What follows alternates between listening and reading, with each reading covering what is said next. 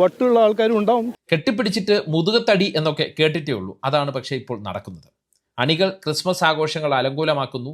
അവരുടെ നേതാവും നമ്മുടെ പ്രധാനമന്ത്രിയുമായ നരേന്ദ്രമോദി ക്രിസ്മസ് ദിനത്തിൽ പള്ളിയിലെത്തുന്നു, ബൈബിളിൽ ചുംബിക്കുന്നു, പിതാക്കന്മാരെ വണങ്ങുന്നു, ഏകാഗ്രമായി പ്രാർത്ഥിക്കുന്നു. അതിൻ്റെ വീഡിയോ സ്വന്തം ക്യാമറ ടീം തന്നെ എടുത്ത് മാധ്യമങ്ങൾക്ക് നൽകുന്നു, സോഷ്യൽ മീഡിയയിൽ പ്രചരിപ്പിക്കുന്നു. ട്രംപണ്ണനൊക്കെ കാണാൻ വേണ്ടിയായിരിക്കും അല്ലേ? മറുവശത്തോ ഛത്തീസ്ഗഡിൽ ഷോപ്പിംഗ് മാളിൽ സജ്ജീകരിച്ചിരിക്കുന്ന ക്രിസ്മസ് അലങ്കാരങ്ങൾ അടിച്ചു തകർക്കുന്ന ഹിന്ദുത്വ സംഘടനാ പ്രവർത്തകർ. UP ബറേലിയിലാണെങ്കിൽ ക്രിസ്ത്യൻ പള്ളിക്ക് മുന്നിൽ ഹനുമാൻ ചാലിസ ചൊല്ലി പ്രതിഷേധിക്കുന്നു. അപ്പോൾ നേരത്തെ നേതാവ് നടത്തിയ പ്രാർത്ഥനയോ മുത്തം വയ്ക്കലോ അതെന്താ അണികൾക്ക് ബാധകമല്ലേ? അങ്ങനെയൊന്നും ചോദിക്കരുത്. ഇതാണ് BJPയുടെ ക്രിസ്മസ് ഗിമിക്ക്. ഒരു വശത്ത് സ്നേഹം, മറുവശത്ത് വിദ്വേഷം.